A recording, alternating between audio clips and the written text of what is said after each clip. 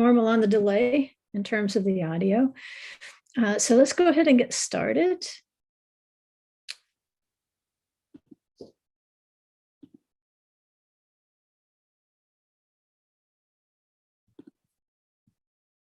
Good to see you all jumping on board here. It's a beautiful day here, beautiful day outside. And so it's kind of exciting, even though we know that tomorrow we're entering into a dangerous time spiritually. I don't know if you're aware of that, but on the biblical timetable, we're entering into a time when we really have to be on the alert, be on the aware spiritually, that someone is not deceiving us, that someone is not approaching us with an ulterior motive. Kind of going back to our experiences in the wilderness, because that's what we've been studying these past several weeks, is who is this coming up out of the wilderness? We realize that we're in the wilderness of the peoples, and therefore the temptations that the Israelites in the wilderness experienced, we're also liable to experience some of those, at least. Might look a little bit, might be dressed a little bit differently in our generation, but we need to be conscious and to be cautious during this particular period. My old saying is, never make a decision in the heat of the day that will wait until the cool of the evening. When you have a chance to talk with the Holy One, have the patience to talk with the Holy One. And this kind of dangerous season that we're in, even though we're within that window of 7 months between Passover and Sukkot, this particular time of that 7-month window, we know was one of particular danger in terms of temptations in the wilderness.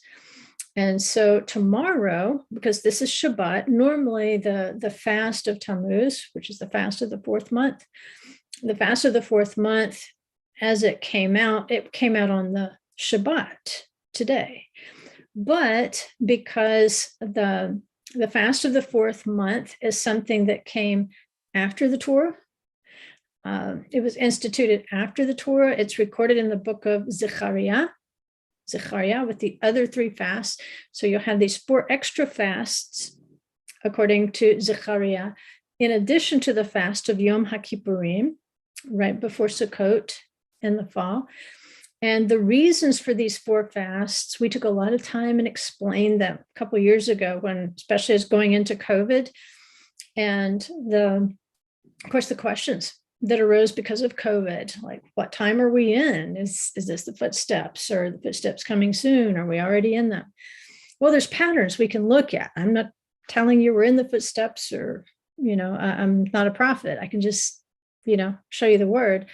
But because of the date upon which the World Health Organization declared COVID a thing, that fell out on the fast of Tevet, the fast of the 10th month, do a little calculating with Ezekiel's timetable, and we were looking at an 18 or a 30-month cycle, right?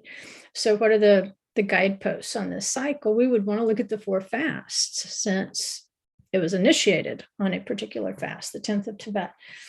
And so this fast, which is the fast of the 4th month, among other things, if you'll go back into the YouTube channel, this YouTube channel, and you can search under the 4 fasts. I don't think it's under the fast prophecies. It could be. It's been a while, but it'll be under the 4 fasts.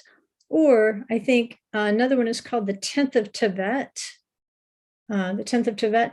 And I think in the 10th of Tevet, I do a better job of breaking down the different of the 4 fasts and why they're important, what they have to do with us spiritually. But if you're interested in fasting with Israel, realize that they pushed it off from today because Shabbat is a Torah commandment, and therefore it's weightier than these 4 fasts that came later, even though scripture says that they will be turned into days of joy. Nevertheless, they're less weighty than a Shabbat, which is commanded. So it's pushed off one day. So you still observe the fast. You'll observe that tomorrow, and you'll observe it if you want to engage in it. You'll cease from eating and drinking from sunup to sundown. If you have some sort of medical condition and that's not safe for you, then you can modify it a little bit. But in general, what we're remembering is this is the day that the walls of Jerusalem are breached. And then on the 9th of Av, as we're entering into this 3-week period, as we get into the next fast, which is on the 9th of Av, the fast of the 5th month, that's going to be when the temple was destroyed. So there's a time period. You can see the lapse. Back in olden times, they weren't real fast. They didn't have tanks and, modernized armor and helicopters and, mobile missile launchers, those sorts of things they did not have. And so once you breached a wall, it doesn't mean that immediately the city fell.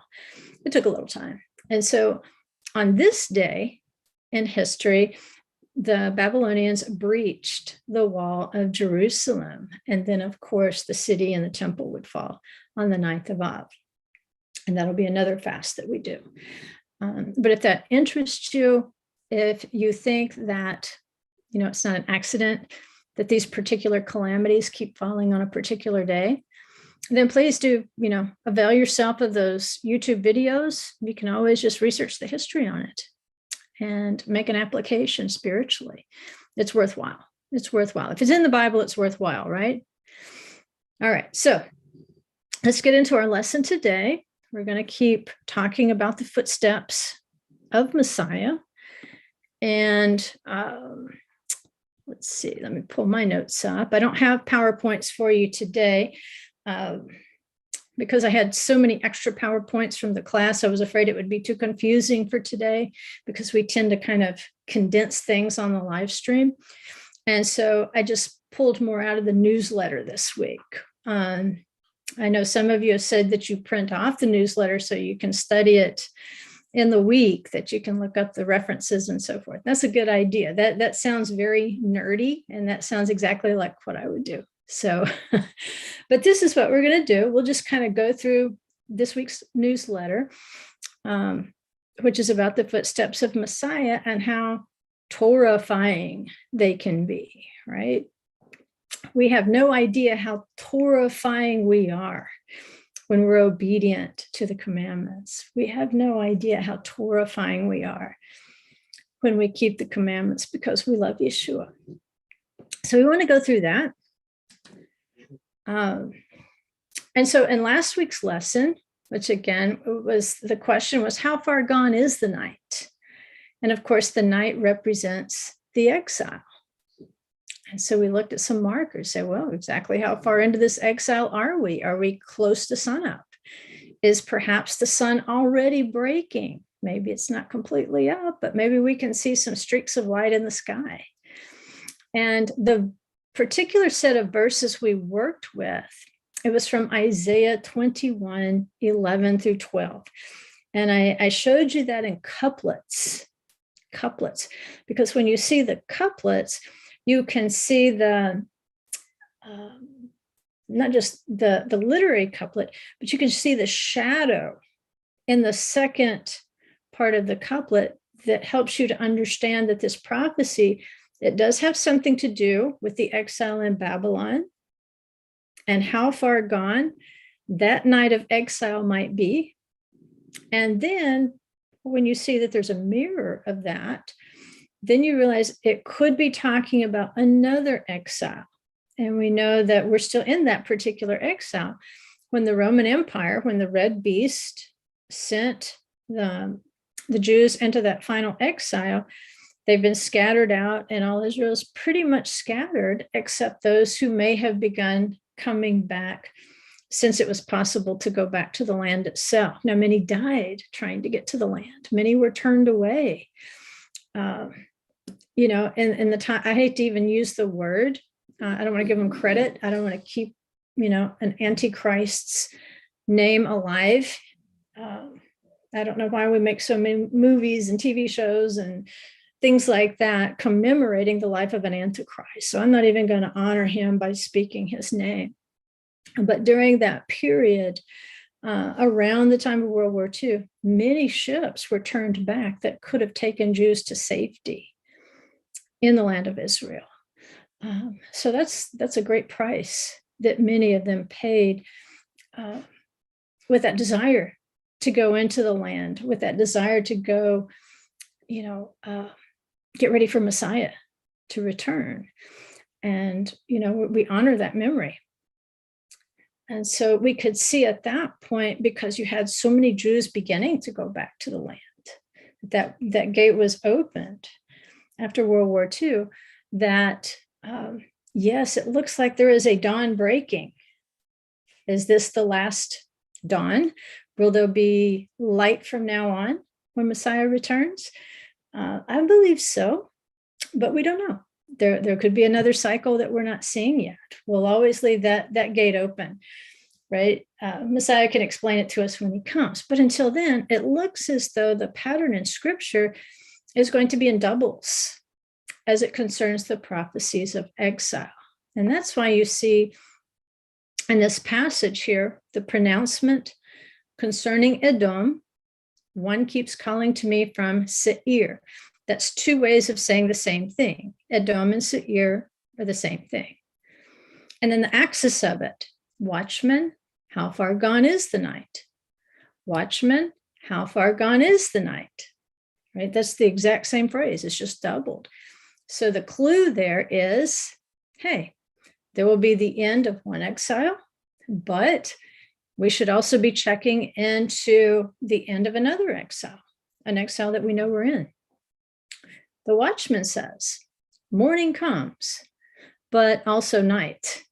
In other words, yes, if you're asking me how far gone is the night, there will be a morning to this first exile from Babylon. But he says, also the night, also there's going to be another exile. But if you would inquire. In other words, inquire about the end of the first exile. This is what Isaiah is prophesying of, the Babylonian exile, but a Babylonian exile yet to come, which we will see in the beast kingdom of Rome. Remember, it's one image, four beasts, one image. So he says, if you would inquire. Two exiles, come back again. You will be back again, right? And so that third couplet where it says, come back again, he's telling us that, yeah, you really do need to keep in mind that there will be a second exile. And this is going to be a long one. It's going to be much longer than the first exile because it's been about 2,000 years now, almost 2,000 years, yeah, since the exile of the red one, which is Edom of Seir. And it's as though between the time of Messiah Yeshua and today that he's been hiding. He's not been easily seen. In fact, you really have to seek him. That's what Scripture says. You'll seek me and you'll find me when you search for me with all your heart. You have to look for him. And if you will start looking for him, of course, he will reveal himself to you. But in this concealment, that's what we want to talk about today. How is he concealed? Why is he concealed? Why did he have to go away? Why couldn't he just do what, the Jews wanted him to do in the first century, which is conquer Rome and instate the Messianic kingdom on earth? Why didn't he do it then? We'd be 2,000 in to a Messianic kingdom. Well, that just didn't fit the paradigm, number one. But there were some things he needed to do. He needed to prepare a place for us, but he needed to be hidden for a particular purpose because it was his disciples who needed to carry out the next step. In terms of execution, he passes that commission on to them, I believe, for a particular reason. And we'll take a look at that today. But this passage here in Isaiah, if you would inquire, come back again. It's like there's two comings, right? Not only two exiles. but two inquiries. And this come back again, it helps us to understand, I think, this layer of Jewish understanding about King Messiah's hiding place. Now, of course, from the Jewish point of view, they don't believe that Messiah has come yet. Clearly, we believe he has, that he has come and he will return. He will come back again. But it's helpful to read some of the things that they derive from Scripture about King Messiah, because maybe we've missed those things. I don't know. Again, if the average person on the street, if we were evangelizing and we were trying to lead them to salvation in Messiah Yeshua, and they said, well, why did he leave? I don't know. I'd have a great answer for that. I mean, I'd have some answers, but I don't know that I have a great answer that would just settle all doubt. So there's a mysterious aspect to why King Messiah has kind of been hidden away for the last 2,000 years. And in this Jewish way of looking at things, it's not just those who are in exile who are calling out, who are anxious for this night of exile to end. They say, so is Messiah. They say Messiah is anxious for the exile to end. In other words, he wants to be loosed. He wants to be set free so that he can begin to instate the Davidic reign, to begin to restore the earth. He's anxious for the exile to end. So he's also inquiring of the Father, Father, how far gone is the night? Is it time yet? Is it time yet? And Yeshua said, no man knows the day or the hour. It's just the Father who's in heaven. So evidently he's even concealed it from Yeshua. He probably knows how it will play out, right? Does he know to the day and the hour? Maybe, maybe not. I don't know. But the implication is he's just awaiting. Even if he knew the time, he's just sitting there waiting for the word, go get him, right? So there's an interesting little midrash about this wait that King Messiah, he's waiting with us. And it's really interesting. But the thing to remember about midrash, if you don't know anything about Jewish literature, when you read the midrash, don't read it as something that you're supposed to believe is true, right? That you're supposed to believe is somehow extra scripture. It's not. It's usually an illustrative story. They're telling a story or giving an example to help you understand a principle. And in this case, they're trying to kind of unpack this passage in Isaiah where it's, watchmen, how far gone is the night? The inquiry is, how much longer is this exile? And so they say, where is Messiah right now? Where is King Messiah? What is he doing right now? We can't see him. He's hidden from us. What's he doing? And the Midrash, and remember, it's an illustrative story. Well, they say he's at the gates of Rome.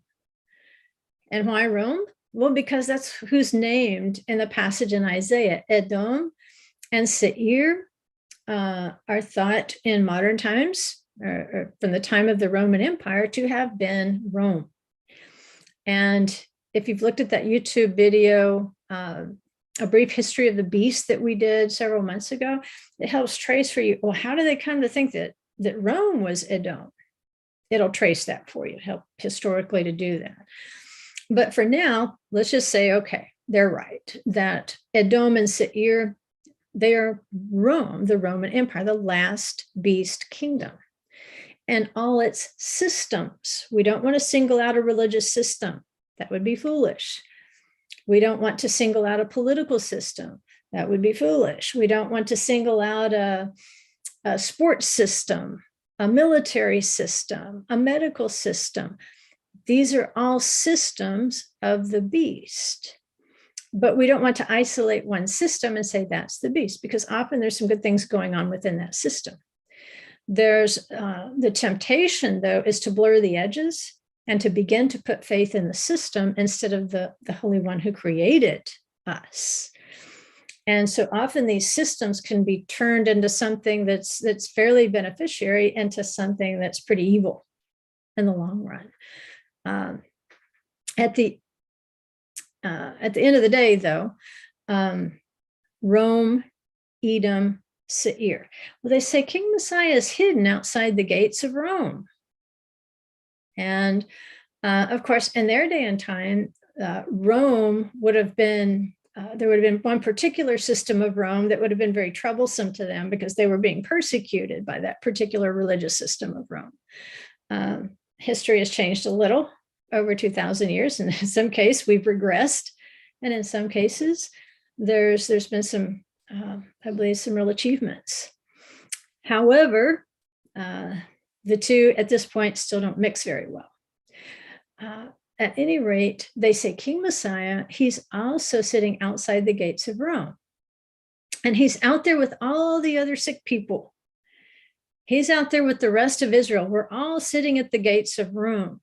So you can see the danger there. If you're sitting outside the gates of Rome, you're not really a part of Rome, but you're so close.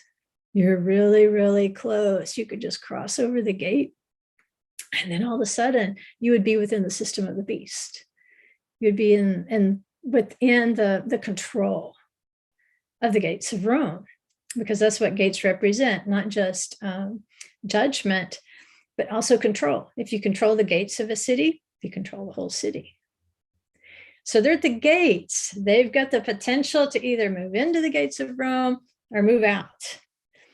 And what they're doing is kind of funny sounding. The rabbis say in this illustrative story, well, what are they doing out there? They're tying and untying their bandages. They're sick. They're all sick. Israel's outside the gates of Rome and they're all sick. They have all kinds of sicknesses. They have the diseases of the Egyptians. They have leprosy. They have tzalat, leprosy. And King Messiah is out there with them. They say that's where he is. He's hidden, but he's not really hidden. He's just sitting there among Israel. And just like them, he's tying and untying bandages. And just like Israel, he's anxiously awaiting the Father's appointed time for his return to come back again, as Isaiah is talking about. What's interesting is about these sick people out here. Yes, they're sick, not a great thing, because it represents a spiritual sickness, a soul sickness. But the good news is they're outside the gates of Rome. They're not inside. So they have not been completely incorporated into the system of the beast. They recognize that they're sick. And so they're tying and untying bandages. They're doing the best they can. And what's this based on? If we go back to our text in the Song of Songs in chapter 3, where the beloved, she says, on my bed night after night, I sought the one whom my soul loves. She couldn't find him. She had to get up and go about the city, the holy city. She had to find the watchman of the night to help her to understand that he could be found if she would get back into that cycle of the feasts. She already has a relationship with him. She knows who her beloved is. She's just not able to embrace him to the extent that she knows she must until she goes and she checks with the night watchman. And so once she encounters the night watchman, the people who circle in the watches of the night, in the night of the exile, they know the appointed times, and no sooner does she leave them than it says she finds him. She finds King Messiah. She embraces him, and she takes him to the chamber of her mother who conceived her. And we can look at, what is that representing? It's going to represent the Mishkan, the tabernacle, ultimately. But these folks, yes, they're sick. They're definitely, we can't look at them and say, oh, they've been perfected in faith. They haven't. We haven't. But we're not inside the gates of Rome. And we're still asking, when is he coming? When is he coming? And they say, King Messiah is sitting there too, tying and untying bandages. When am I going? When am I going? When am I going? Look at all these sick people. Well, they say this traces back to Deuteronomy 28:58. Deuteronomy 28:58. These are covenant keepers, by the way. This is not really dealing with like the totally wicked people out there. This is dealing with Israel, with covenant people. They have a covenant identity, children of Abraham. And they say this sickness that Messiah is tending to goes back to this prophecy right here in Deuteronomy 28:58. And Moses says, if you are not careful to observe all the words of this law, which are written in this book, to fear this honored and awesome name, the Lord your God, then the Lord will bring extraordinary plagues on you and your descendants, even severe and lasting plagues and miserable and chronic sicknesses. Wow, that's strong, that's heavy. Miserable and chronic sicknesses. Right? So it has more to do, not with individuals at this point, but it kind of has to do with the whole nation of Israel, that they're being judged in a sense on how, as a nation, they have observed the words of the Torah. And if they're not obedient to the words of Torah, then the sicknesses they have are going to be torrifying. You see the kind of the small group of people that are being dealt with here as you compare them to all the people groups of the world. He's saying this is going to be the result. You sign your name to the dotted line here as part of the covenant. But if you depart from the covenant, expect to be sick as a nation. And so this is, they believe what's meant by being on that sick bed, seeking him night after night, but not being able to find him and embrace him. You have a relationship, but no embrace. And just like, a lot of us, how did we get farther into the Torah? We said to ourselves one day, there must be something more. This is not wholeness. I know Yeshua, he's my savior, but I don't feel as though I'm embracing him in the way that I should. How do I do that? And so we got up and we walked about until we found someone who could explain the feast to us in the appointed times. And once we found King Messiah there, we embraced him, and we're not letting go. We're not letting go. Now that we found him, we are not letting go. He can't shake us at this point. But that's going to be the penalty, he says. If you depart from this Torah, then you can expect to be torrified. That's what's going to happen. And then in Isaiah 53, if we bump forward a chapter or two from our text, Isaiah 53, 4-6, we're told this. And this is kind of where the rabbis are getting the Israel and King Messiah are sitting around the gates of Rome, tying and untying bandages. They're sick. Well, how is Yeshua sick? Because we know he's the living word. How can he be sick? Well, they say this way.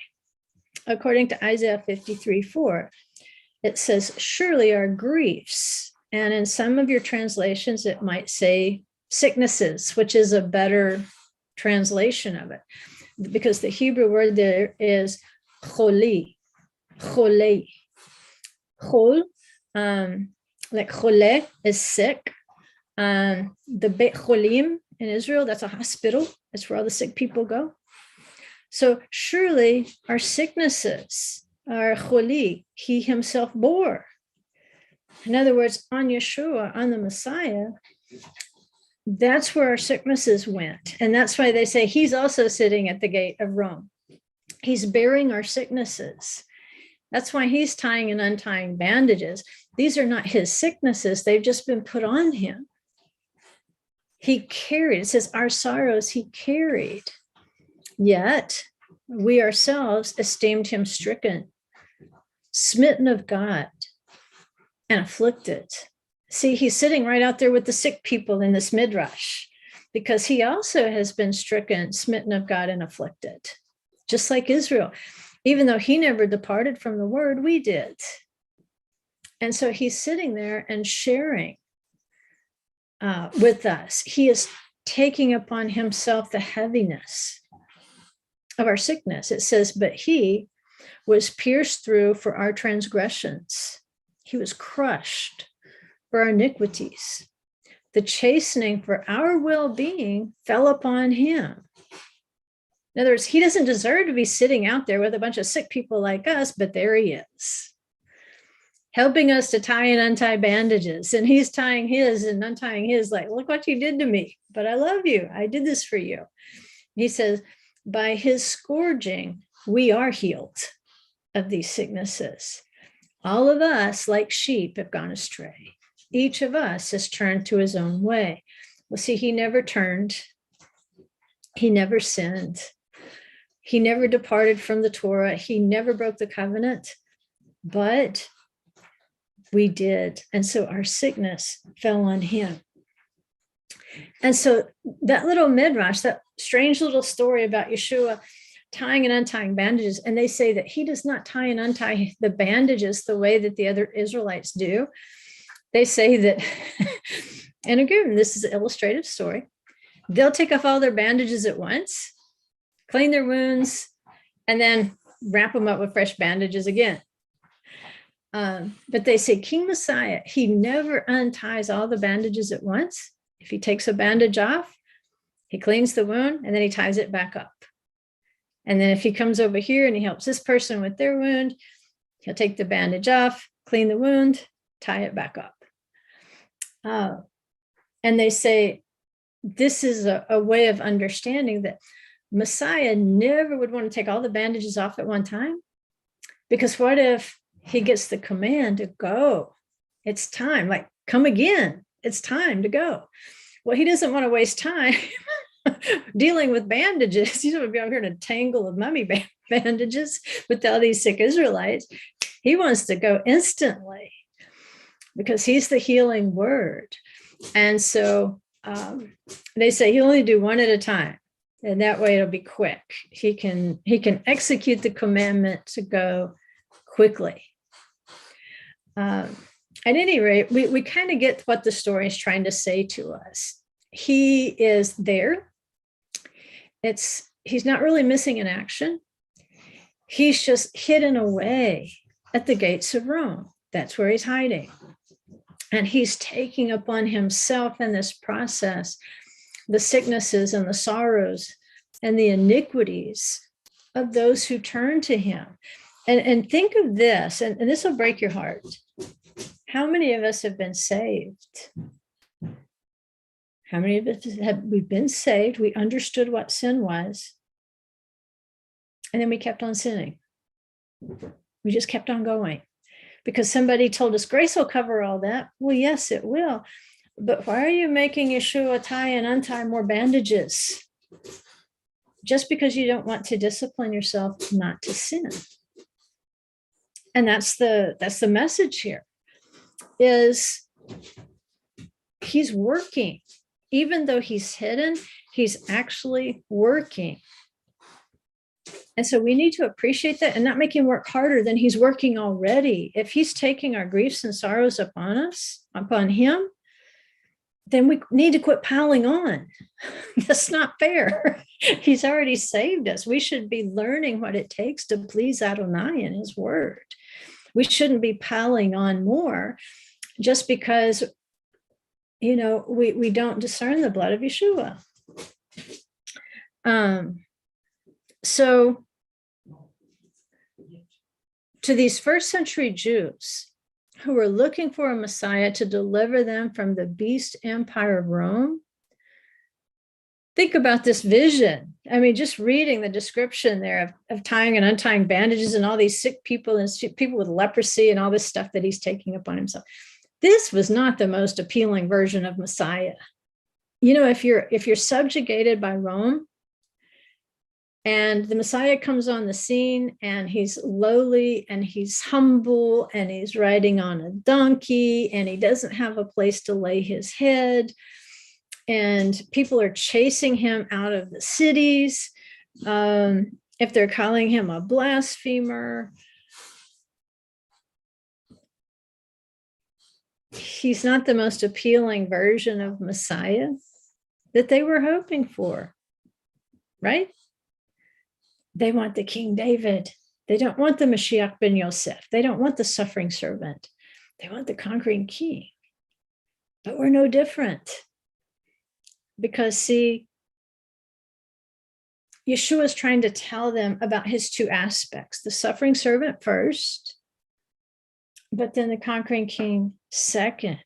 And they're not really wanting to accept his hiddenness between here and here. And they didn't have to. The course of history could have been much different had they all said, Baruch haba b'shem Adonai. Had the whole nation welcomed him, but they didn't. So many rejected him. Many accepted, but many rejected. And that gave him more time to get the rest of those lost sheep that he's talking about. We are all like sheep. We've gone astray. We've gone our own way. He says, I'm going to go get them. If they want to come home, I'm going to show them how to get home. But we're kind of the same way. We all want the kingdom promises. We all want the kingdom blessings. We want the riches of the kingdom. We don't want to be sick. You can't possibly be sick. Yeshua took all this for you. But if Yeshua is sitting among the sick people while he's hidden, that tells you there will be some sick people. The most important thing is to heal the soul sickness, to become a better disciple of Yeshua, to find out what is pleasing to the Lord. And when we find out that sometimes it pleases him when we suffer, what? Yeah. That's why we have the Feast of Passover. So we'll eat the bread of affliction. That's why we have fasts like Yom Kippur. So we'll learn to afflict our souls in order to become better disciples. Because what we find out that when we do afflict our souls for the sake of the kingdom, it just feels like we're dying, but we're not really. There's just something inside us that needed to. There was something that could be healed, that we wouldn't have to be wrapping bandages around it anymore if we just discipled our souls. We don't like the word discipline, so just start saying disciple. I'm going to disciple my soul today. I'm going to disciple myself today. It sounds way easier than I'm disciplining yourself. You just need a little self-discipline. No, we just need a little self-discipleship, right? So we can't just claim all this prosperity of kingdom promises. And we have to understand how so few do want to claim the suffering and the sorrow that precedes it. We want to have a big time at Passover and have a great feast, but we don't always want to do the spiritual work that accompanies it. There's not a lot of people who want to live obediently in such a manner that they would make straight the paths of Messiah among the wilderness of the people. See, if we can make the path straight, then imagine Messiah wants to come back. How long? Keep inquiring, come back again, don't quit asking. But we're among the wilderness of the peoples right now. And Messiah needed to be hidden away. And for this window of time between when he was hidden away, when he was taken up in the cloud, and when he will return in like manner, he'll come back in the cloud, there was something that needed to be done. And it was discipleship. Remember, he chose 12 disciples, symbolic of the 12 tribes of Israel, which were scattered abroad. In fact, that's how the Apostle James opens his letter. He says, to the 12 tribes scattered abroad. So those 12 tribes of Israel, they were scattered out to the four corners of the earth. They need to be discipled. They need to be brought in. And those who are going to be grafted in with them. Yeshua does not leave. And we can compare this to Isaac. There's twin stories with Abraham and Isaac. Abraham went down to Egypt. And he said to Sarah, say you're my sister, because there was famine in the land. Well, when famine hits the land in the time of Isaac, he does not leave the land of Israel. He still says to Rebekah, say you're my sister, but he doesn't leave the land itself. Because when Abraham offered him up on Mount Moriah, when he was lifted up, he became a consecrated Olah offering. And once he was offered up, now he had a status of holiness. He became kadosh, consecrated in that land. And so, like Isaac, he wasn't going to leave it. Once he was offered up on the cross, I believe he became, like he was telling Miriam, quit holding on to me. You can't be holding on to me. We're in a graveyard here. I'm holy at this point. I have a level of holiness that's elevated. And so while he is waiting, we say, well, he went down to Egypt when he was a baby. But once he was offered up, did he leave the land? The only place we have any evidence he went was up into that realm that hovers just above the land of Israel, known as the Garden of Eden. So I don't think Miriam knew what garden she was in when she encounters him. But he is waiting for us now that he's been offered up, and he is waiting for us to accept him as our salvation. He is waiting for us to be sanctified in his word. And part of this idea of being hidden away has to do with a play on word with the direction of north. And if you've read the Psalms, sometimes it'll refer to the sides of the north as Jerusalem being located in the sides of the north. That actually means the hindmost part of the north, and the hindmost part of the north, that starting point there would be Jerusalem. And then if you go north from Jerusalem, then that's north. But the hindermost part, or the side of the north, is Jerusalem itself. That's the plumb line. Jerusalem is always the plumb line in Scripture. And it says that Jerusalem is the most beautifully situated location, the joy of the whole earth. But they say this is also a comparison to Joseph, who was also very fair. He was a handsome man. And they say that just like Joseph was hidden away, so will Mashiach ben Yosef, or Messiah, the son of Joseph, the suffering servant aspect of Messiah, that he is also going to be hidden. And they'll say in the north.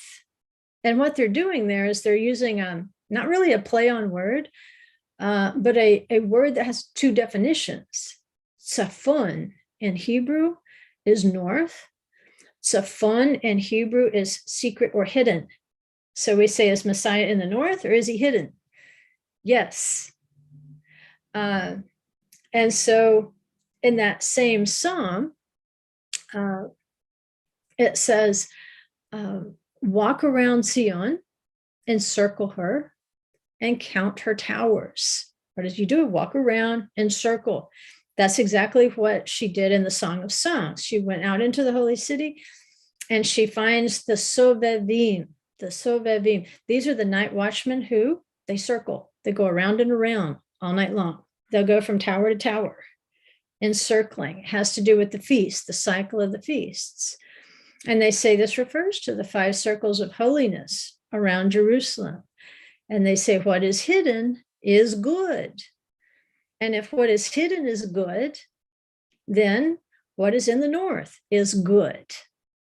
All right. And they take that from Psalm 31:20, which says, how abundant is your goodness that you have hidden away. But so you could also translate it as, how abundant is your goodness that you have placed in the north. And Rome is considered in the north, by the way. The gates of Rome, the north, all that. Messiah being hidden in the north, being hidden at the gates of Rome. So they say Messiah is good. Therefore, he's in the north. He's hidden. And it's just like the treasures of the kingdom. If we have good things in this life, Baruch Hashem, that he blessed you with good things. But the real treasures are held for our inheritance in the kingdom. Those things are hidden away. If you have revealed riches, we're glad for you.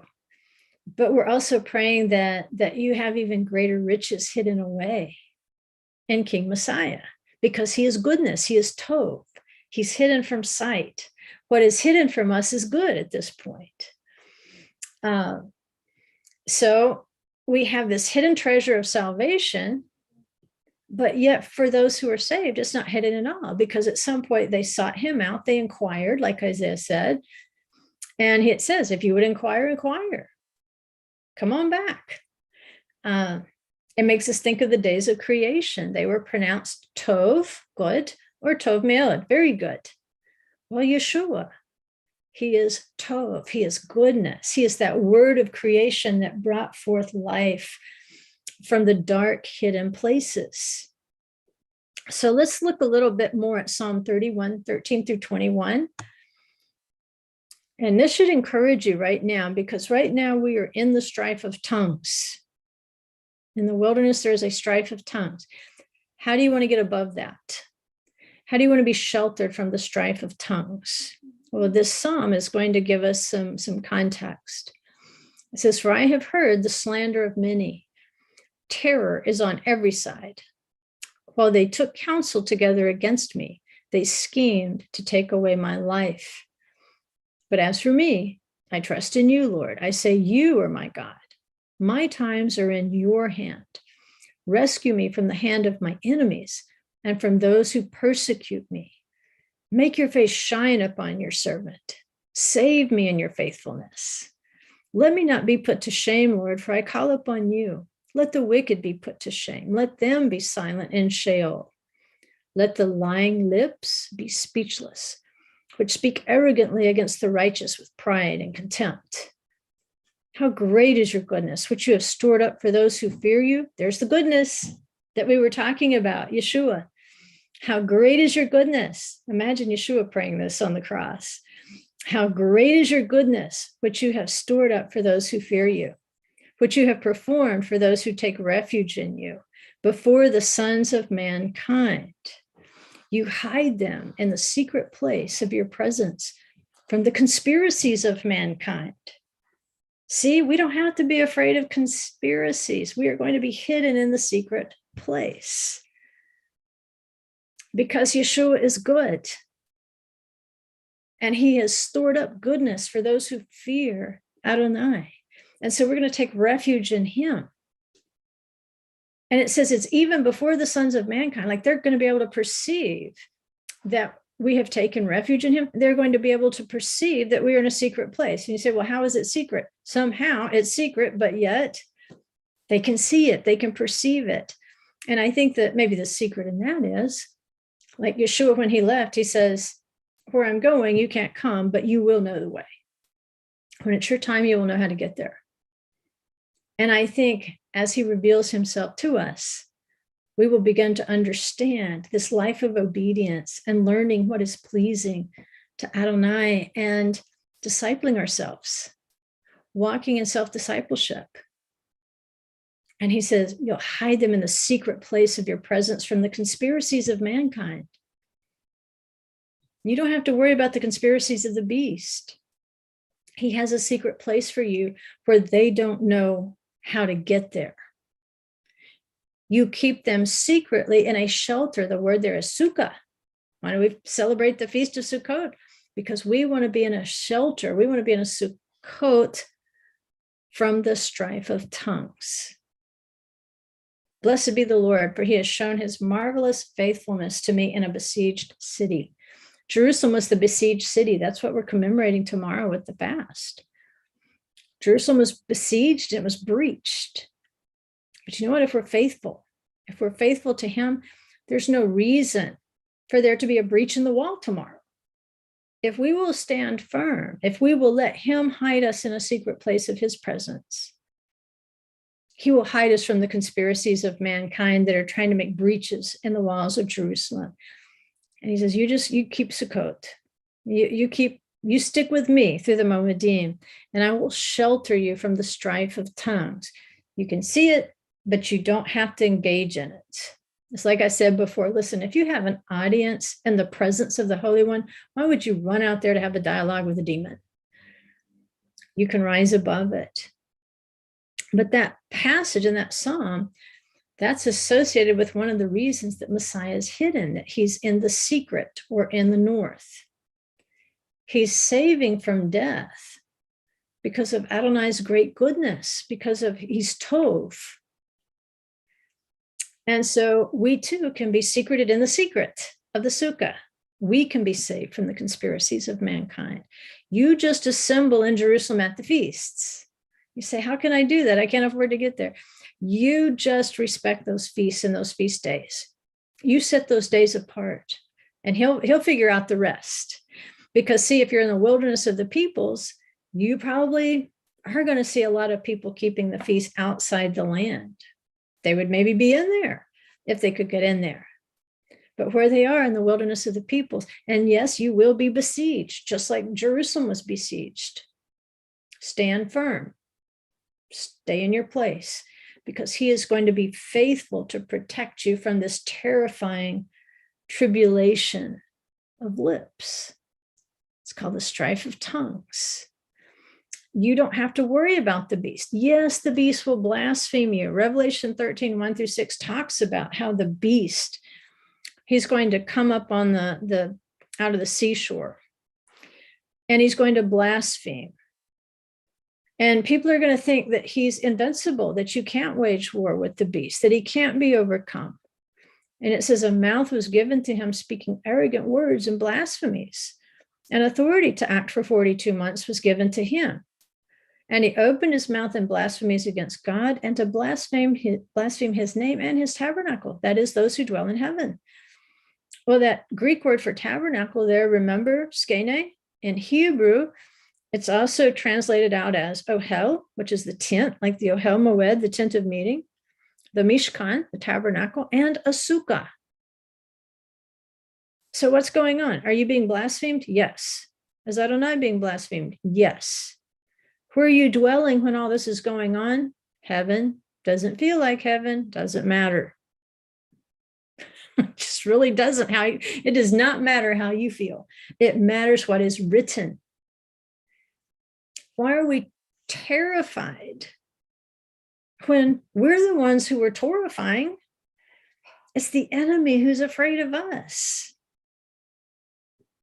right? He's afraid of us. And so what has happened? When we find Yeshua, especially when we find him in the context of the feasts of Israel, the feasts of the Holy One, we grab him and we don't let him go. Woe to those who find him there and turn loose. What he said, it's woe to those who put their hand to the plow and then they turn back. If you have encountered Yeshua, truly encountered Yeshua and the truth of the feasts of Adonai, you better not let him go. You know, even if you've just grabbed him around the ankle, and that's all you can do, grab him around the ankle and don't let go. If that's all you can hold on to, grab it. Grab the tzitzit. Grab the hem of his garment until you get a good grip. And it says, she said in Song of Songs 3, it says, on my bed, night after night, exile after exile, Babylonian exile after Roman exile, I sought him whom my soul loves. My soul loves him. That's the Shema. You shall love Adonai your God with all your heart, with all your soul, and with all your strength. I sought him, but did not find him. I must arise now and go around in the city, in the streets, and in the public squares. I must seek him whom my soul loves. I sought him, but I did not find him. The watchmen who make the rounds, Hasovavim, just like the rivers of Eden, in the city found me. And I said, have you seen him whom my soul loves? Hardly had I left them when I found him whom my soul loves. I held on to him and would not let him go until I had brought him to my mother's house and into the room of her who conceived me. Right? So if the Mishkan is the chamber, the room of her who conceived me, what is that going on there? Remember, that's where the presence descended in the wilderness. If you're in the wilderness of the peoples, you take him into the Mishkan. How do you do that? I'm in the wilderness. I don't know where the Mishkan is. Yes, you do. Remember, it was called the Ohel Moed, the tent of meeting. What Moedim is it talking about? Passover, Shavuot, Sukkot, Yom Kippur, Feast of Trumpets, First Fruits, Shabbat, all the special offerings they had for the Shabbats. You do know where that chamber is. And remember, that's where the presence of Adonai descended. This is where we get this idea of the clouds of glory in the wilderness, the Sukkot of glory in the wilderness. And there Israel could be hidden from the strife of tongues and conspiracies of the nations around her, as long as she was obedient. If she didn't, bam, she got ejected from the cloud. So you go to the penalty box, right? And some of them didn't survive those penalty boxes, and they got spit out of the cloud and stayed out of the cloud. But that's something to remember. We want to stay in the cloud. We want to stay in his presence, that divine presence that descended with him. Just like it was the Holy Spirit that overshadowed so that Mary could conceive Yeshua. It's that same divine presence that hovers over us so that we can conceive good works, have good fruit, produce good fruit in this relationship that we have with the word of Adonai, and this relationship that we have with Yeshua. Isaiah 21, 3-9, going back to the context of watchmen, how far gone is the night? He says, go station the lookout, have him report what he sees. When he sees a column of chariots, horsemen in pairs, a train of donkeys, a train of camels, he is to pay close attention, very close attention. Then the lookout called, Lord, I stand continually by day on the watchtower, and I am stationed every night at my guard post. Now behold, here comes a troop of riders, horsemen in pairs. And one said, fallen, fallen is Babylon, and all the images of her gods are shattered on the ground. Wow. Okay, so we see that also in the book of Revelation. We see the horsemen coming out in pairs. This is hard to describe without my menorah graphic, where you can see the full menorah, where it's not just the ground view that we typically see, but the top view is set above it like a rainbow. And then you can actually see how it's like Ezekiel's wheels, that the lamp actually goes around and around. You see the physical aspect with the common menorah that everybody sees. But with the rainbow, it gives you the idea of the spirit, so that you can see the full cycle of the feasts. You can see the cycle of Passover and Sukkot, because then they come one circle. You can see how that unleavened bread and how Yom Kippur, they just keep circling. It's a never-ending circle. You can see how first fruits of the barley and the Feast of Trumpets, they circle and circle. They never stop. And you can also see their Shavuot. And as you're overlaying that particular graphic that I have with the four horsemen, then you understand how they would come out in pairs. Because as this first white horse rides out, it would just ride out at Passover. You would also expect to see its pair. It's the same really horse, but you're seeing that same work at Sukkot. You see the red horse here at unleavened bread. You're also going to see the red horse there at Yom Kippur. You're going to see the black horse coming out at first fruits of the barley. You also see him at the Feast of Trumpets. And what is the source of all of it? The yellow greenish horse, death, right? Each of those, they're going to bring death in the earth. They're going to be strikes. There's going to be plagues. There's going to be sicknesses. That's the story. And so in the same way that Israel is going to be judged, so is the whole world going to be judged by these horsemen in pairs.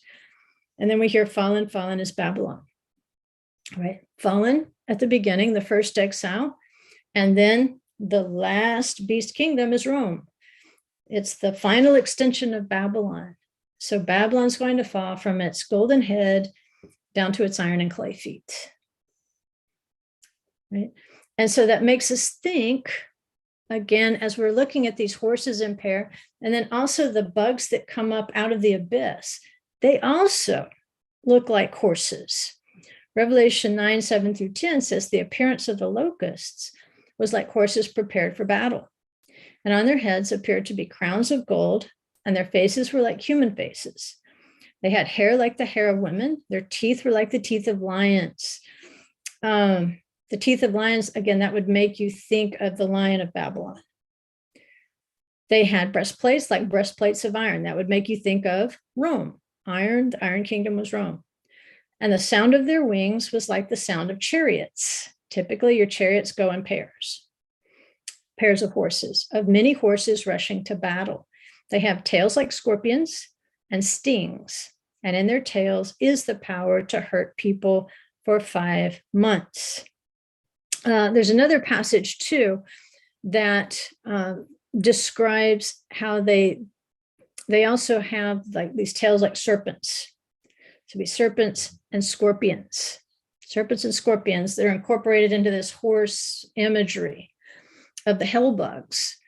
Well, here's a footnote to help us understand why we need to be in the cloud, why we need to be in that secret place away from the strife of tongues. Exodus 40:38 says, "For the cloud of Adonai would be on the tabernacle by day, and fire would be on it by night."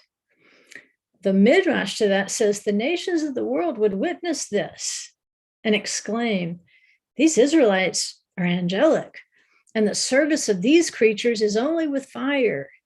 And from the frightfulness of Israel in the wilderness, terror and trembling would befall the other nations." It is this idea that is written in the verse, fear and terror will befall them in Exodus 15:16. And they say in the Hebrew, it's not written in past tense, like fear and terror befell them. It's written in the future tense. Fear and terror will befall them from now and onward. In other words, when we are obedient, when we remain in the presence of Adonai and let him cover us in the cloud, bring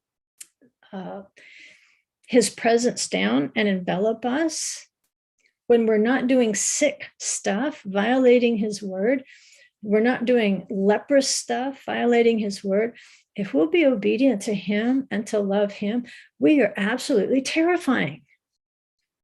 The nations think, Rahab tells them this years later, they find out how terrifying they were. And that's what we need to understand. When we're keeping the Torah with the proper attitude, with the proper heart, we're terrifying. The nations are looking at us. We're terrifying because they can't touch us. The only thing they could ever do is destroy the body. They can't touch our souls. They can't touch our spirit. That is out of reach for them because we're in the palm of Yeshua's hand. He says, nobody's going to snatch you out of my hand. They could take your body, but I'll just give it back to you in better shape if they do. What a deal. But this prophecy has to do with the service of fire in the Mishkan, because just imagine this. You got a pillar of fire that's leading the Israelites through the wilderness. You have the altar, even though it's covered, it's still smoking because the fire never goes out. It's a celestial fire. It was supernaturally lit, never goes out. You say, well, how could the cover be on it and not be burned? I don't know. But I would love to see it, because imagine what the nations watching them go through the wilderness, because they're not all alone out in the wilderness. It's a interstate highway for caravans. It's part of the ancient spice route. So they weren't completely away from people. There just weren't a lot of settled cities. You couldn't sustain that. But definitely traffic. There's people watching. Imagine them being up on a mountain or something and looking down at an Israelite encampment like Bilam had to do this week in the Torah portion, and witnessing the fire service, the smoke, this pillar of fire. Imagine when it settles down, the fire settles down. There's got this altar that's already smoking without being lit. You've got water that'll just gush out of a rock. And remember, a river in Hebrew, it means something burning and shining. So you've got all this water just gushing out of this rock that follows them, and it looks like fire coming out of the rock. It's water, but it's fire. And they say that when the water would come out of this rock, it was so strong. This is also in the Psalms, where it talks about the rivers and the streams that came from the rock. But they say it would draw the boundaries around the tribes of Israel. So they didn't have to, hike a long way to go get a bucket of water. No, the water came and it defined their boundaries. So they say if you had to cross from one territory to the other, from this tribe to this tribe, that you would have to, wade through the water.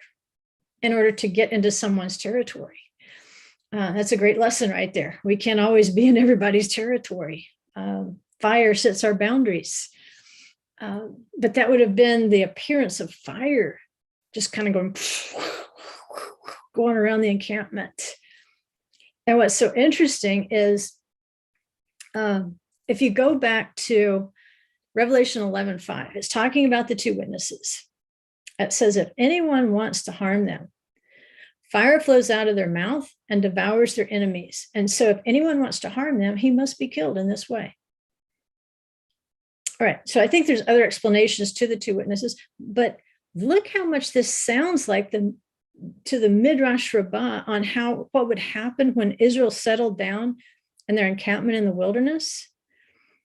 It says, when Israel was roaming from encampment to encampment in the wilderness, the pillar of cloud would sink in the evening, and then the pillar of fire would spring up. Big fire, better than 4th of July. The smoke of the burning atop the outer altar would rise straight up, unaffected by the wind. Remember the angels of the four winds being told to hold back? Why? Because the saints are going to be sealed. What do we know about the smoke of the fire in the wilderness? It went straight up. The wind couldn't affect it. And so you can see how the nations would be looking on and say, oh, these guys are ministers of fire. They thought the Israelites were celestial or something. They got them mixed up with fiery angels like the seraphim, because they're seeing all this fire. And they're wondering why the Israelites aren't just being burned up. Well, you'll walk through the fire and you won't be burned. You'll walk through the flood and you won't drown. He's saying, stick with me. And they say the most incredible of these things. They're looking at Exodus 40:38. They say, once the ark would settle down, 2 darts of fire would go from between the 2 staves of the ark. And so it would go all through the camp, and it would just incinerate every snake, every fiery serpent, and every scorpion.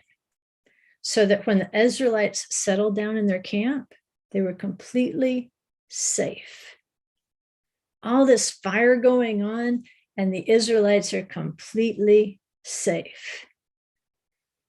Right? So, like I said, I think there's other explanations to the two witnesses, but I love the relevance because it tells us that we can relax if we're walking and learning what's pleasing to Adonai, because the fires of the Torah will actually prepare a place for us to encamp under the clouds of glory. And that's what Yeshua said, I go to prepare a place for you. He's preparing a place for us to encamp in clouds of glory. And all the while he's doing this, he's burning up the serpent, scorpion, bugs from hell that are always tormenting the wicked. It says they have the power to torment men for 5 months. That we can encamp in clouds of glory. And that fire will just burn up the serpents. It'll burn up the scorpions. And they say this is why the nations looking on thought the Israelites were celestial, that they were ministers of fire. And that the Israelites have no idea how terrifying they were to the nations.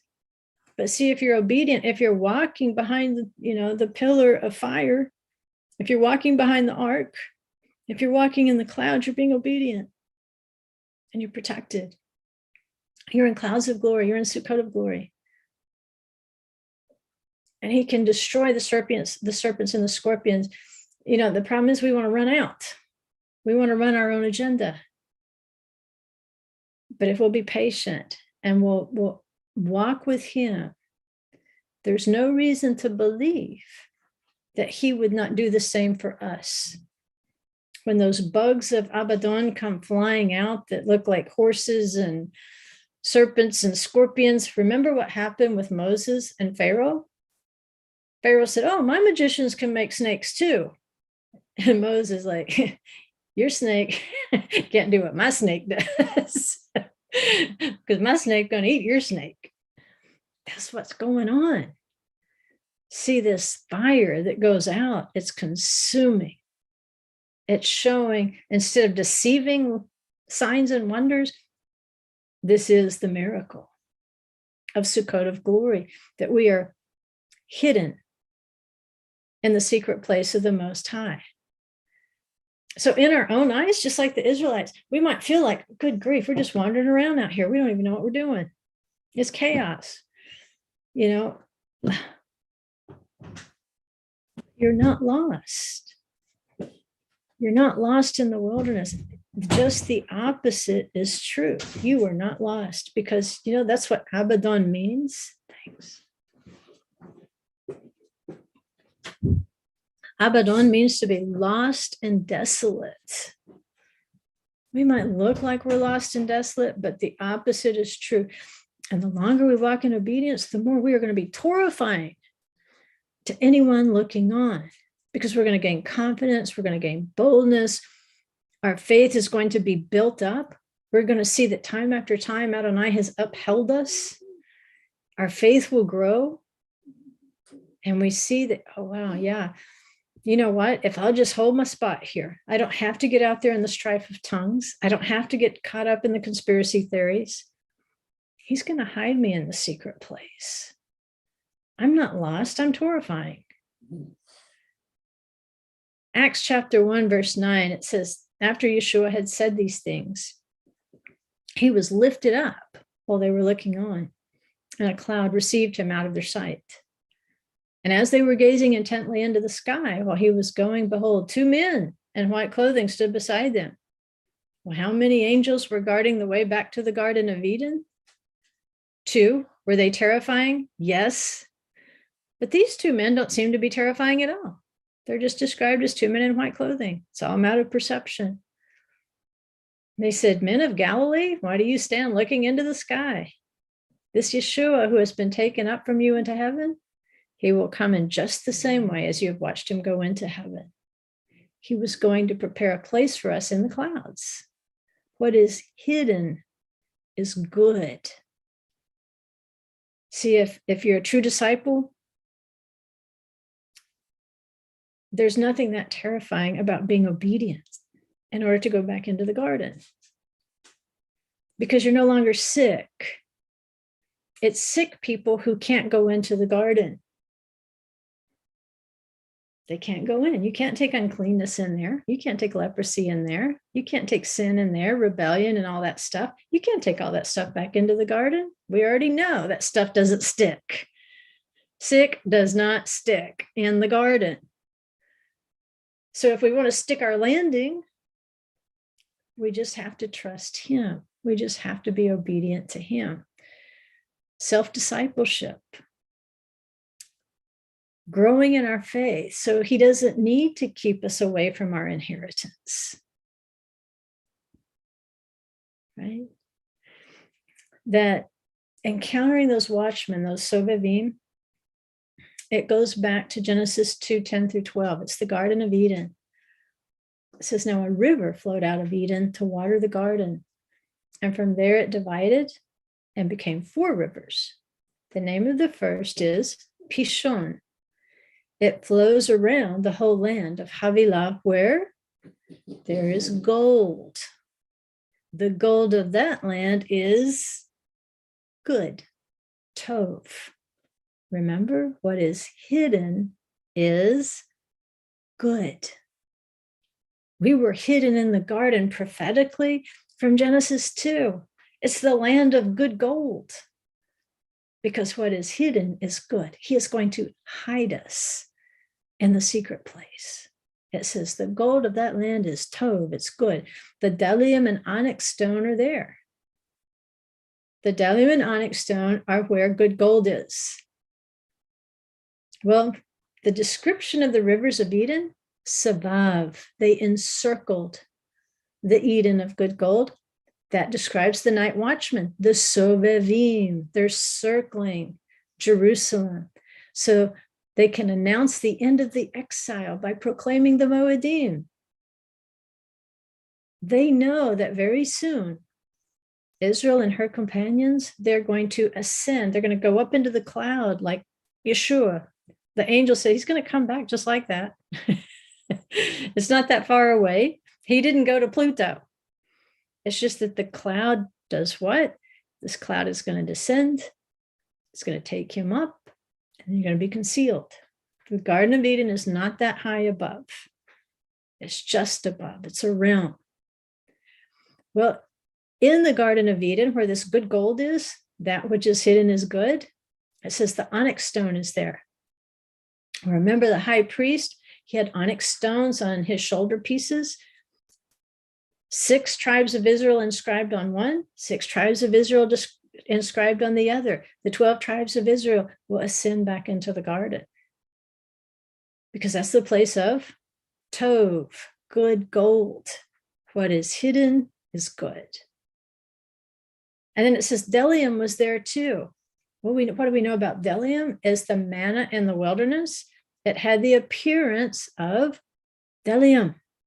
It's a perfect food from a perfect garden. It's a safe place. It's a concealed place. It's a good place. And at the proper time, we will know the way. In fact, I think we already know it.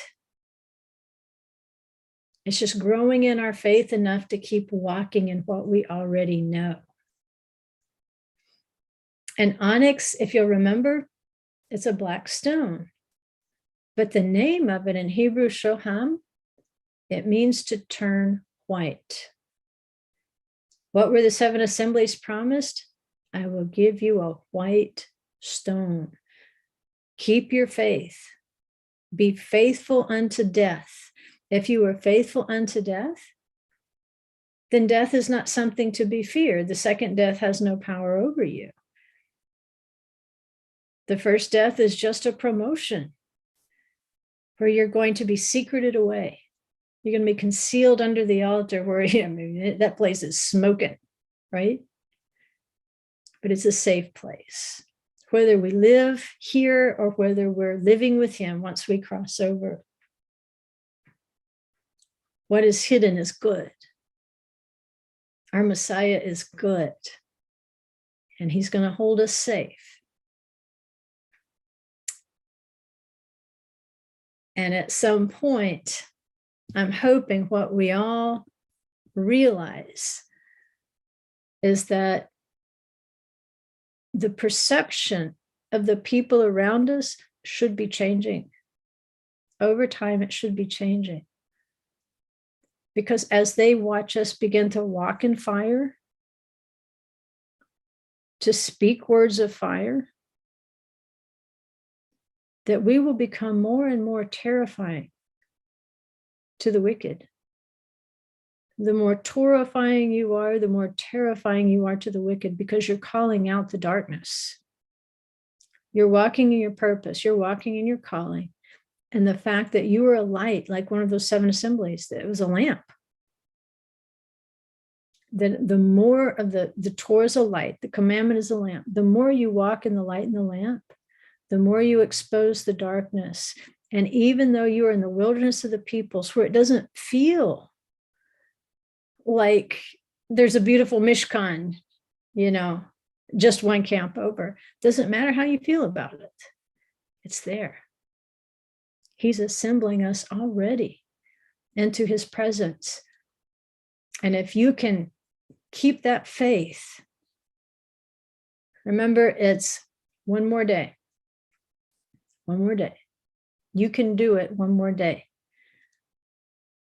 Look how many things could have been achieved if you'd held out one more day. And that's what we're going to do. We're going to hold out one more day. And then tomorrow we're going to hold out one more day. And then the day after that, we're going to hold out one more day. That's what we have to remember.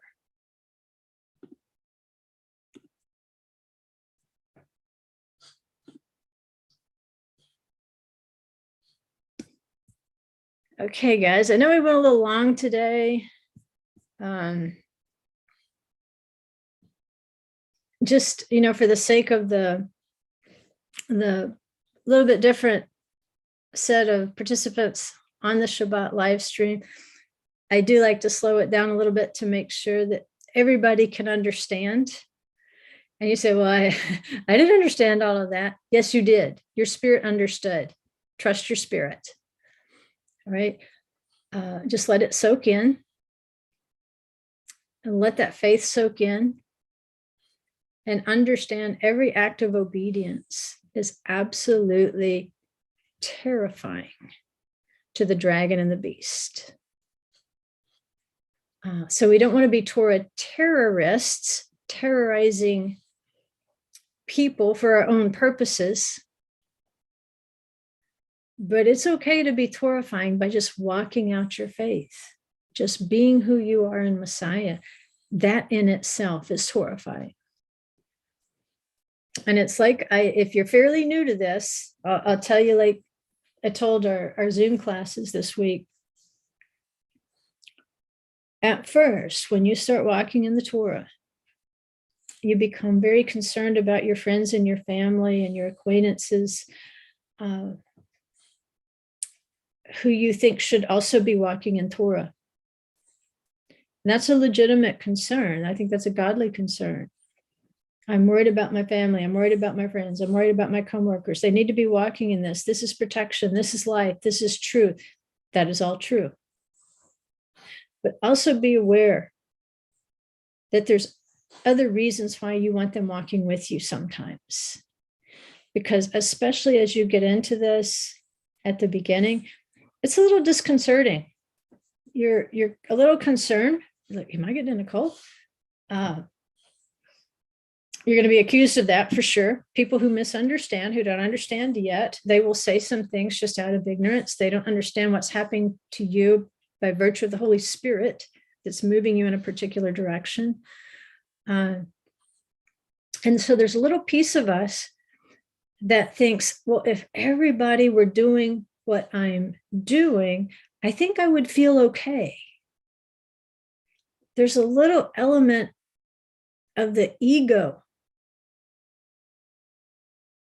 I don't know if you see that yet. Maybe you've seen it, you've encountered it before and you know exactly what I'm talking about.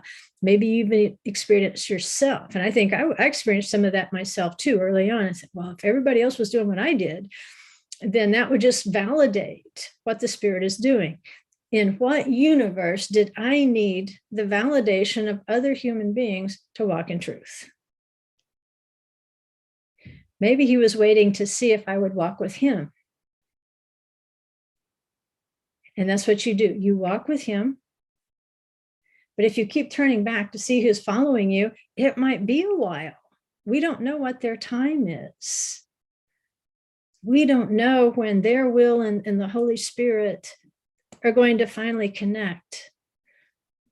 We don't know how many times and how many encounters it's going to take, because that's not our job. That's not our lane. We do our job. We keep walking in it. We keep learning. We keep self-discipling. If they ask, you give an answer. If they ask, you give an answer. But otherwise, stay in your lane. Keep learning. Keep growing strong. Because when the time comes, you're not going to be terrifying in the sense that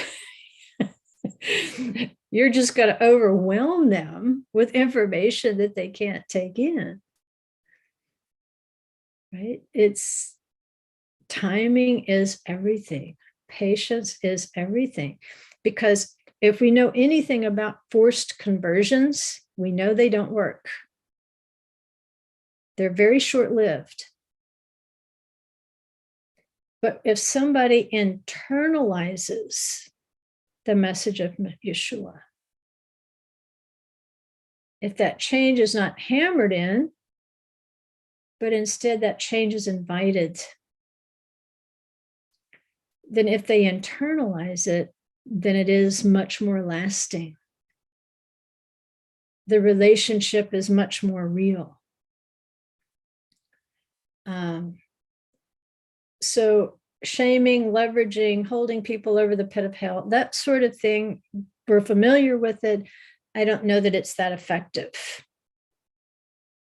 You know, a deathbed encounter, maybe so. But what we want people to do is, and that's what Yeshua did. When he called disciples, he spoke to something inside each one of those disciples. There was some little thing that sparked, and he says, I'm going to follow. I'm going to follow this man. I'm going to follow this man. He didn't follow the disciples around, folks. He didn't follow them all over the Galilee. They followed him because he touched that little spark. He actually knew what it is they had been contemplating. I saw you when you were under the fig tree. I saw you in that boat. Come, I'll make you a fisher of men. He knew exactly what was the questions of their heart. And he says, I can answer those if you will follow me. It didn't mean that he gave them every answer they wanted right then before they followed him. It means he spoke and says, it's possible. If you're willing to put in some work here and follow me, you're going to grow and you're going to learn things, but you're going to learn them by observing, by obeying. And then a day's going to come and they're going to say, oh, Yeshua, these people are hungry. And he says, so give them something to eat. You've been walking with me long enough. You give them something to eat. He didn't do that to them the first day. He let them observe. He let them interact. He let them ask questions. They developed a relationship of walking together. And then before they knew it, they actually were able to do the works that he did. That's one reason Yeshua is hidden. He sent us out to give them something to eat. So give them something to eat, but don't force feed them, right? Don't stick a tube down their mouth and pump the Torah in there. Take it easy. Take it easy. Let them observe you like Yeshua let his disciples observe him. And if they bear witness to what they see working in you, if they see the Spirit working in you, then that's a relationship that's going to be around a while. And you'll learn from one another. If not, then pray that there's somebody else who can step in and take that place as a mentor, a coach, somebody they can walk with without being, terrified that they'll make a misstep, but instead they will become torahfying to the wicked. I don't know why we're trying to scare light with light sometimes, but we try to do that when actually our job is to scare the darkness. So that's just a little exhortation, because I know you're concerned. I know you're concerned about your loved ones. I know you're concerned about your friends. The good news of Israel is, in that feast cycle, there's more than one harvest. So if you don't get them in the first one, there's more harvest to come, right? Okay, I'll let you guys go. My throat's getting a little dry, and we're going to go have a little, well, it's kind of early to have a meal. We just had oneg, but going to go relax a little bit and ditch the gangster hat. Just had to. At any rate, I'm so glad y'all joined me today. And I pray that you have a wonderful week next week, that you'll be alert as we're going through this grim time spiritually, that you're willing to intercede for others, give charity to others, and fast as the occasion calls for tomorrow.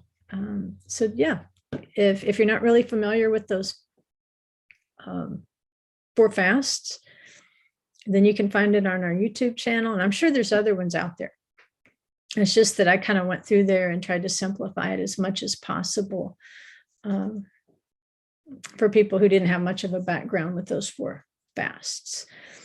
But it let's see, make sure. Yeah. Tomorrow is the fast of the 4th month. And then same thing will happen next month in August. The fast of the 5th month would have fallen on the 6th of August, but because that's a Shabbat, it's getting pushed off until the 7th of August. But between now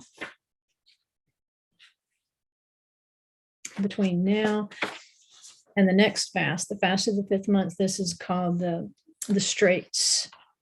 Some people call them the dire straits, but that makes me think of a band I would rather not remember. So these are the straits. These are times of incredible spiritual attack. I mean, if ever you were going to be drawn into a strife of tongues, now is probably the time. But you don't have to give into a breach in the wall. You can stand in that breach and refuse to be drawn in, refuse to be drawn out. And then we should see some changes. Again, on the 28th of August, in spiritual realms, at least, there's kind of a turning as we get over into the month of Elul, where we'll be blowing the shofar each day in the month of Elul and preparing for the fall feasts. But the danger zone, really, this is where we are spiritually. If we're looking back at the pattern of the wilderness, only reason I bring it up is if we're in the wilderness of the peoples, we have to go back to those wilderness patterns and say, let me discern my time. Let me know what time it is for sure. And so I'm just giving you a little heads up, know your time right now. And when in doubt, say nothing. When in doubt, say nothing, or as little as possible. Because the more you engage with the beast in dialogue,